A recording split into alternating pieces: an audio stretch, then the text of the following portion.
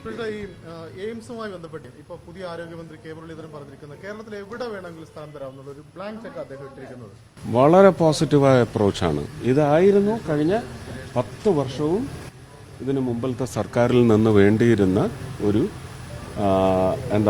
ഒരു സമീപനം ഇതായിരുന്നു. ഇനി മുരളിച്ചേട്ടനും അതങ്ങനെ പറഞ്ഞെങ്കിലും അത് ജനങ്ങളെ അറിയിച്ച് പറഞ്ഞതിൽ വളരെയധികം സന്തോഷം. ഞാനും അതിൽ നിന്ന് എനിക്ക് അതുപോലെയുള്ള അറിവ് മാത്രമാണ് കിട്ടിയിരിക്കുന്നത്. പക്ഷേ ഇതിനൊരു ഒഫീഷ്യൽ പ്രൊസീജിയറുണ്ട്. അതനുസരിച്ച് ആദ്യം മുതൽ പറയുന്നത് 2016 രാജ്യസഭയിൽ എത്തിയപ്പോൾ മുതൽ പറയുന്നത് ശ്രീ പിണറായി വിജയനോടായാലും ശരി തന്നെ ആരോഗ്യമന്ത്രിമാർ രണ്ടുപേരോടായാലും പറഞ്ഞിരുന്നത് ഇവിടെ നിന്ന് എയിംസിനെ സംബന്ധിച്ച് കേരളത്തിൻ്റെ സന്നദ്ധത അറിയിക്കുമ്പോൾ 5 സ്പോട്ടുകൾ അതിന് വ്യക്തമായ ഗൈഡ് ലൈൻസ് ഉണ്ട്. ആ ഗൈഡ് ലൈൻസ് അനുസരിച്ച് നൽകിയ സംസ്ഥാനങ്ങൾക്കാണ് ഇപ്പോൾ പുതുതായി സ്കീമിൽ വന്നിട്ടുള്ള എയിംസ് ലഭിച്ചിട്ടുള്ളത്. ആ ഗൈഡ് ലൈൻസുമായി അത് ഇണക്കി ചേർത്ത് 5 ജില്ലകളിൽ എവിടെയൊക്കെ നിങ്ങൾക്ക് താല്പര്യമുണ്ട്, സ്ഥലം നൽകാൻ പറ്റും എന്ന് പറയുന്ന സന്നദ്ധത അങ്ങോട്ട് അറിയിക്കണം. അതിപ്പോൾ അറിയിച്ചാൽ അടുത്ത ബഡ്ജറ്റ്, വൈകിയാൽ ചിലപ്പോൾ അതിനടുത്ത ബഡ്ജറ്റായി പോകും. ഇതെല്ലാം ബഡ്ജറ്റിൽ ഉൾക്കൊള്ളിക്കുന്നതിന് മുമ്പ് മൊത്തം ഒരു ക്വാണ്ടം ലോഡ് അളന്നിട്ടാണ് ഇതെല്ലാം പങ്കുവെച്ച് കൊടുക്കുന്നത്. ഒരു എം പി ലാഡ്സ് ഫണ്ട് 7 മണ്ഡലങ്ങളിലായിട്ട് പങ്കുവെച്ച് കൊടുക്കുന്നത് പോലെ തന്നെയാണ് നാഷണൽ ബഡ്ജറ്റിൽ നിന്ന്. അത് BJP ഭരിച്ച സംസ്ഥാനങ്ങൾക്കാണോ എയിംസ് കിട്ടിയതെന്ന് ചോദിച്ചാൽ അവർ സ്ട്രിക്റ്റ് ആയിട്ട് ഗൈഡ് ലൈൻസ് പ്രകാരം നൽകിയ ഇടങ്ങളിലാണോ അത് ലഭിച്ചത് എന്ന് നോക്കുക. അതിൽ ഒരു എയിംസ് വരുന്നത് കൊണ്ട് ഉന്നമനമുണ്ടാവുന്ന പ്രദേശങ്ങൾ ഏത്, അത് പരിഗണനയിൽ വരും. നമുക്കിന്ന് കേരളത്തിൽ അങ്ങനെ പരിഗണിക്കപ്പെടേണ്ടത് ഒരുപക്ഷെ മറ്റ് ഒരു രീതിയിലും വികസനമെത്താത്ത ഇടുക്കി, ആലപ്പുഴ ജില്ലകളാണ്. പക്ഷേ തൃശ്ശൂരിൽ നിന്നൊരു MP ആദ്യമായി തെരഞ്ഞെടുത്ത കേരള നിശ്ചയം, അതിനൊരു മര്യാദ കൽപ്പിക്കണമെങ്കിൽ തൃശ്ശൂരിന് അത് ലഭിക്കണം. ഇതെല്ലാം ഒന്നുകിൽ പ്രാദേശികം അല്ലെങ്കിൽ രാഷ്ട്രീയപരം എന്ന് പറയുന്ന വിലയിരുത്തൽ വളരെ മോശവുമാണ്. ഇനി തൃശ്ശൂരിന് കൊടുത്താൽ പറയും അപ്പോൾ MP-മാരെ തന്നില്ലെങ്കിൽ തരില്ല എന്നും പറയുന്ന പക്ഷമുണ്ടാവും. അപ്പോൾ അതുകൊണ്ട് അതൊന്നുമല്ല. മലയാളികൾ ഒന്നിച്ച് വിചാരിക്കണം, ഞങ്ങളുടെ കേരളം എന്ന് തന്നെ വിചാരിക്കണം. അങ്ങനെ വിചാരിച്ച് കേരളത്തിൽ എവിടെ വന്നാലും നല്ലത് എന്നേ ഞാനും വിചാരിക്കുന്നുള്ളൂ. പക്ഷെ അത് സത്യസന്ധമായ ഒരു ദുഷ്ടലാക്കുമില്ലാത്ത അങ്ങനെ ചില ക്രയവിക്രയങ്ങൾക്ക് വേണ്ടി സൃഷ്ടിക്കപ്പെട്ട പ്രതലങ്ങളിലേക്ക് അത് വന്നാൽ അത് ആ പ്രദേശത്തിന് എന്തുമാത്രം ഇന്നുള്ള ബോട്ടിൽ നെക്ക് അധീകരിക്കും. അതുകൊണ്ട് എന്താണ് ആവാസ വ്യവസ്ഥിതി എന്ന് പറയുന്നത് ഉറുമ്പിനും പിന്നെ ഈ പറയുന്ന മറ്റ് ജീവികൾക്കുമുള്ള വ്യവസ്ഥിതിയല്ല. മനുഷ്യവാസത്തിന് ദ്രോഹകരമാവുന്ന വികസനം സസ്റ്റൈനബിൾ ഡെവലപ്മെൻ്റ് അല്ല. അപ്പോൾ ഇതെല്ലാം വിലയിരുത്തി തന്നെയാണ് ഒരു ഗൈഡ് ലൈൻസ് രൂപീകരിച്ചിട്ടുള്ള. ആ പാക്ക് ഓഫ് ഗൈഡ് ലൈൻസിന് നല്ലതുപോലെ മുരളിച്ചേട്ടൻ പഠിച്ച് മനസ്സിലാക്കി ഉദ്യോഗസ്ഥരുമായിരുന്ന് എത്രയും പെട്ടെന്ന് അടുത്ത ബഡ്ജറ്റിൽ തന്നെ ഉൾക്കൊള്ളിക്കണം എന്ന് പറയുന്ന ഒരു ആർദ്രമായ അവകാശവും ആവശ്യവും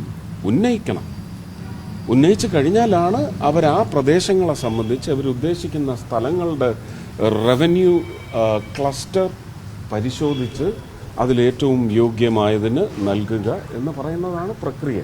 മുരളിച്ചേട്ടനത് മനസ്സിലാക്കാഞ്ഞിട്ടല്ല എന്ന് ഞാൻ വിചാരിക്കുന്നില്ല. പക്ഷേ നിങ്ങളുടെ ചോദ്യത്തിന് അന്നേരം ഒരു മറുപടി പറയണം. അത് ഇപ്പോൾ പുതുതായി വന്ന സർക്കാരിന് ഒരു മനോഭാവ മാറ്റം എന്ന് പറയുന്നത് അവരുടെ ആവശ്യമല്ല, ജനങ്ങളുടെ ആവശ്യമാണ്. ആ ജനങ്ങളുടെ ആവശ്യം മനസ്സിലാക്കി അദ്ദേഹം യുക്തിപൂർവം അങ്ങനെ ഒരു വിളംബരം അല്ലെങ്കിൽ അറിയിപ്പ് നടത്തിയതിൽ വളരെയധികം സന്തോഷമേ ഉള്ളൂ. ഇതൊരു പോസിറ്റീവ് സ്റ്റെപ്പാണ്. അപ്പോൾ അതനുസരിച്ച് ഞാനും ഇനി യുദ്ധം ചെയ്യും. ഇനി എന്താണ് തടസ്സം എന്നുള്ളത് എനിക്ക് അന്വേഷിക്കാൻ പറ്റും.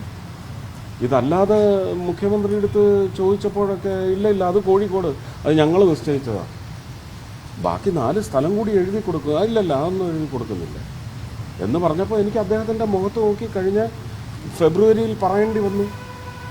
ഇൻഡിഗോയുടെ കൊച്ചിയിലേക്കുള്ള യാത്രയിൽ അദ്ദേഹം കണ്ണൂർ പോകുമ്പോൾ അദ്ദേഹത്തിൻ്റെ മുഖത്ത് നോക്കി പറയേണ്ടി വന്നു, എന്നാൽ പിന്നെ അങ്ങനെ 5 സ്ഥലങ്ങൾ എഴുതി കൊടുക്കുന്ന ഒരു സർക്കാർ കേരളത്തിൽ വരട്ടെ, അന്ന് നമുക്ക് എയിംസിനെ പറ്റി ആലോചിക്കാം എന്ന് പറഞ്ഞ് എനിക്ക് അവസാനിപ്പിക്കേണ്ടി വന്നു. അപ്പൊ ഇത് കേരളത്തിന്റെ അവകാശം തന്നെയാണ്. കേരളം ഭാരതത്തിന്റെ ഭാഗമാണ്. അതിലൊരു നിശ്ചയക്കുറവും വേണ്ട, സംശയവും വേണ്ട. ഉറപ്പായിട്ടും കേരളത്തിന്റെ അവകാശമാണ്. പക്ഷേ അത് യോഗ്യമായി എത്തേണ്ട സ്ഥലം എന്താണെന്ന് ക്രമീകരിച്ച് എടുത്ത് നൽകാനുള്ള വ്യവസ്ഥ, അതിൻ്റെ ഉറപ്പ് നൽകിക്കഴിഞ്ഞാൽ ബഡ്ജറ്റിൽ ഇതിന് സ്ഥാനമുണ്ടാവും. അത് അടുത്ത ബഡ്ജറ്റ് അല്ലെങ്കിൽ അതിനടുത്ത ബഡ്ജറ്റിൽ ഉറപ്പായിട്ടും ഉണ്ടാകാനുള്ള ശ്രമമാണ്. ഞാനെന്താ പറഞ്ഞിരിക്കുന്നത്? എല്ലാവരും എയിംസിൻ്റെ പേരിൽ എന്നെ ഒരുപാട് തേച്ചു. എല്ലാവരും, പത്രക്കാരായാലും ശരി തന്നെ. അന്ന് ഞാൻ പറഞ്ഞു, ഇനി എയിംസ് വന്നാൽ അത് എൻ്റെ ക്രെഡിറ്റിലേക്ക് മാത്രമായിരിക്കുമെന്നുള്ളത് ഒന്നുകൂടി തറപ്പിച്ച് ഞാനിവിടെ പറയുന്നു. അതിനുവേണ്ടി പ്രയത്നിക്കും. അതിന് സാധിച്ചില്ലെങ്കിൽ രാഷ്ട്രീയം വിടും. ഇനി നിങ്ങളുടെ അടുത്ത് വോട്ട് ചോദിച്ച് വരില്ല എന്ന് ഏത് MP പറഞ്ഞു നിങ്ങളുടെ അടുത്ത് നെഞ്ചു വിരിച്ച്? ഇതറിഞ്ഞു കഴിഞ്ഞപ്പോൾ KC വേണുഗോപാൽ വിളിച്ചല്ലോ, നമുക്ക് ആലപ്പുഴയ്ക്ക് വേണ്ടി ഞാൻ ശ്രമിക്കാം. അങ്ങനെ എല്ലാവരും ശ്രമിക്കട്ടെ, യോഗ്യമായ സ്ഥലത്ത് വരട്ടെ. അതിൽ പക്ഷേ വിഭാഗീയത, പ്രാദേശികത ഒന്നും കാണരുത്. മലയാളികൾ സന്തോഷിക്കണം. അത് ഞങ്ങളുടെ കേരളം അത് നേടിയെടുത്തു എന്ന് മാത്രം വിചാരിക്കണം. അത്രേ പറയാനും. ഞാൻ ചോദിക്കുന്ന ഇതേ ആളുകളാണ് മറ്റു രാജ്യങ്ങളിലുള്ളത്. നമ്മളത് മാക്സിമം ആദ്യം ഒരു 9 രൂപ 94 പൈസ കൂടിയ സമയത്ത് അത് മുഴുവൻ കേന്ദ്ര സർക്കാർ പരിഹാരം ചെയ്തുകൊണ്ട്, ടാക്സ് പിരിക്കാതെ അത് ഓയിൽ കമ്പനിക്ക് നൽകിക്കൊണ്ട് ജനങ്ങളുടെ മേൽ അടിച്ചേൽപ്പിക്കാത്ത ഒരു തന്ത്രമാണെന്ന് ആവിഷ്കരിച്ചത്. അത് ജനങ്ങൾക്ക് ഗുണം ചെയ്തില്ലേ? പക്ഷേ ഈ യുദ്ധം എന്ന് പറയുന്നത് നമ്മളൊരു 7 പടക്കം എറിഞ്ഞതിൻ്റെ പേരിലല്ല. ഇത് ലോകത്തെ വിവിധ പ്രദേശങ്ങൾ ഇത് അനുഭവിച്ചുകൊണ്ടിരിക്കുകയാണ്. നമ്മൾ 43-47 രാജ്യങ്ങളിൽ നിന്നാണ് ഇറക്കുമതി ചെയ്യുന്നത്. മോദി 5 രാജ്യങ്ങൾ സന്ദർശിക്കുന്നതിന് വേണ്ടി പുറപ്പെട്ടപ്പോഴും അതിൻ്റെ ചെലവന്വേഷിച്ച സമൂഹം ആ 5 യാത്രയിലൂടെ നമുക്ക് ഒരുപക്ഷെ ഇതിനു വേണ്ടുന്ന കരുതൽ വെസ്റ്റ് ഏഷ്യൻ ക്രൈസിസിലൂടെ നമ്മൾ പഠിച്ചെങ്കിൽ എന്ത് നടപടിയാണ് സ്വീകരിച്ചത്, എന്ത് മുന്നേറ്റമാണ് ആ 5 രാജ്യങ്ങളിലെ സന്ദർശനത്തിലൂടെ. മെമ്മോറാൻഡം ഓഫ് അണ്ടർസ്റ്റാൻഡിംഗ് അല്ല, എഗ്രിമെൻ്റാണ് ഒപ്പിട്ട് വന്നിരിക്കുന്നത്.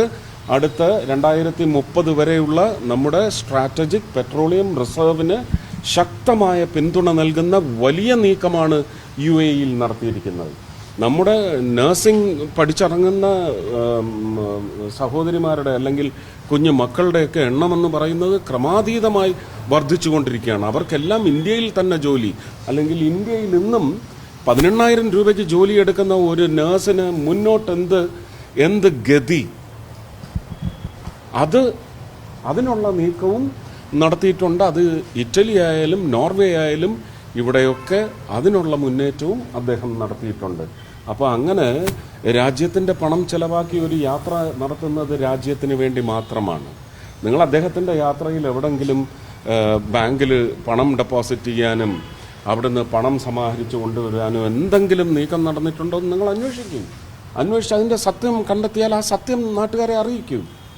ആവശ്യപ്പെടുകയല്ല, ഇതെന്ത് പശ്ചാത്തലത്തിൽ വർദ്ധിപ്പിച്ചുവോ അതേ പശ്ചാത്തലം തിരുത്തപ്പെടുമ്പോൾ ഇതും തിരുത്തപ്പെടണം എന്നാവശ്യപ്പെടുന്നത് ഞാൻ തന്നെയായിരിക്കും. ഇത്രയും അല്ലല്ല, ഓരോ ദിവസവും അങ്ങനെ കള്ളം പറയരുത്. എത്ര ദിവസം കൂടി? 2 പ്രാവശ്യമാണ് ഞാൻ മനസ്സിലാക്കിയിടത്തോളം കൂടിയിട്ടുള്ളത്. നിങ്ങൾ UPA ഭരണകാലത്ത് ഒരു യുദ്ധവുമില്ലാത്ത സമയത്ത് കൂടിയെങ്കിൽ അത് എത്ര തവണ എത്ര പ്രാവശ്യം കൂടി എന്നുള്ളതും കൂടെ നിങ്ങൾ വിളംബരം ചെയ്യൂ. ഞങ്ങളത് ഫോളോ ചെയ്യാനല്ല നിന്നത്. ഞങ്ങളുടെ ഒരു നടപടിക്രമങ്ങളെന്ന് പറഞ്ഞത് തീർത്തും വേറിട്ടതാണ്. നമുക്ക് സിറ്റിസൺ ഫ്രണ്ട്ലി എന്ന് പറയുന്ന ഗവർണൻസിനാണ് മുൻതൂക്കം നൽകുന്നത്. പക്ഷെ പലപ്പോഴും നമ്മുടേതല്ലാത്ത കുറ്റത്തിന് ബാഹ്യ ഇടപെടലുകളിലൂടെ നമുക്ക് ചിലപ്പോൾ അതിനകത്തൊരു ക്രഞ്ചി സിറ്റുവേഷൻ വരും. അത് ടാക്കിൾ ചെയ്ത് മുന്നോട്ട് പോകുന്നതിൽ ഭാരതം പ്രകടിപ്പിച്ച മികവ് മറ്റ് പല വലിയ രാഷ്ട്രങ്ങൾക്കും പ്രകടിപ്പിക്കാൻ സാധിച്ചിട്ടില്ല, നടപ്പിൽ വരുത്തുവാൻ സാധിച്ചിട്ടില്ല എന്നുള്ളത് അഭിമാനകരം തന്നെയാണ്. ഇനി നിങ്ങൾ ഒരു കാര്യം മനസ്സിലാക്കേണ്ടത്, സിലിണ്ടർ ഒരു വീട്ടിലെത്തി 4 അംഗങ്ങളെന്ന് ക്രമീകരിക്കുക. നമ്മൾ 7, 8, 10 കുഞ്ഞുങ്ങളുള്ള വീടുകളൊന്നും നമ്മൾ അങ്ങനെ വേർതിരിക്കുന്നില്ല. ഒരു സ്റ്റാൻഡേർഡ് അസസ്മെന്റിൽ 4 അംഗങ്ങളുള്ള ഒരു കുടുംബം അല്ലെങ്കിൽ 6 അംഗങ്ങളുള്ള ഒരു കുടുംബത്തിൽ പെർ ഹെഡ് ഒരു ദിവസത്തെ ഗ്യാസിന്റെ കോസ്റ്റ് എത്രയാണെന്ന് നിങ്ങൾ അന്വേഷിച്ച് കണ്ടെത്തൂ. അന്ന് ഭാരതത്തിന്റെ ജനങ്ങൾക്ക് വേണ്ടിയുള്ള ലഭ്യതകളിൽ എത്രമാത്രം കരുതലുണ്ട് എന്ന് നിങ്ങൾക്ക് മനസ്സിലാവും. എൻ്റെ കണക്കനുസരിച്ച് ഒരു ദിവസം 4 പേരുള്ള കുടുംബത്തിന് 9 രൂപ 30 പൈസയാണ് ചിലവായിക്കൊണ്ടിരുന്നത്. അത് ഇന്ന് ചിലപ്പോൾ അത് 11 രൂപയായിട്ടുണ്ടാവാം, അല്ലെങ്കിൽ 10 രൂപയായിട്ടുണ്ടാവാം. അത് കൃത്യമായ കണക്കെടുക്കണം. ഇത് ഉജ്ജ്വല സ്കീം വഴി. അല്ലെങ്കിൽ 12 രൂപയാണ്. 12 രൂപയ്ക്ക് നിങ്ങൾക്ക് മറ്റ് ഉൽപ്പന്നങ്ങൾ, ആ ഗ്യാസ് ഉപയോഗിച്ച് നമ്മൾ വിഭവങ്ങൾ ഒരുക്കുന്ന ഏത് ഉൽപ്പന്നമാണ് ലഭിക്കുന്നതെന്നും കൂടി നിങ്ങൾ അന്വേഷിക്കണം. അതെ, അത് അവരുടെ ബുദ്ധിപരമായ നീക്കമാണ്. തനതായ രീതിയിൽ എന്ന് പറഞ്ഞാൽ തന്നെ കൊണ്ടാവുന്ന രീതിയിൽ എന്ന് പറഞ്ഞിടത്ത് ഈ 5 വർഷവും ഇന്നലെ അതും ചോദിച്ചല്ലോ, നിങ്ങൾ എന്തിനൊക്കെ വില കുറച്ചു എന്നുകൂടി പറയണമെന്ന് പഴയ ധനമന്ത്രിയെടുത്ത് ചോദിച്ചല്ലോ. മെയിനായിട്ട് ഉദ്ദേശിച്ചത്, നിങ്ങൾ പെട്രോളിൻ്റെ കേരളത്തിലെ ടാക്സ് നിങ്ങൾ എപ്പോഴെങ്കിലും കുറയ്ക്കാൻ ശ്രമിച്ചിട്ടുണ്ടോ?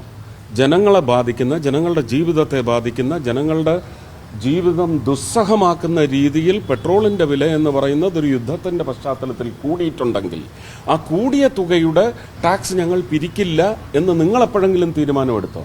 വില കൂടിയപ്പോൾ ഞങ്ങൾ ആ തീരുമാനമെടുക്കും. തനതായ രീതിയിൽ എന്ന് പറയുന്നതിനകത്ത് എന്താണ് സ്റ്റാൻഡേർഡ് ഓപ്പറേഷണൽ പ്രൊസീജിയർ എന്നുള്ളത് മാത്രമല്ല ഉദ്ദേശിച്ചിരിക്കുന്നത്, തന്നെ കൊണ്ടാവുന്ന രീതിയിൽ എന്നുകൂടി ഒരർത്ഥം അതിനകത്തുണ്ടാവും. അത് അവർ തീരുമാനിക്കട്ടെ. ഞാനത് അവരോട് എൻഫോഴ്സ് ചെയ്യണമെന്നൊന്നും ഞാൻ പറയത്തില്ല. നല്ല കാര്യമാണ്.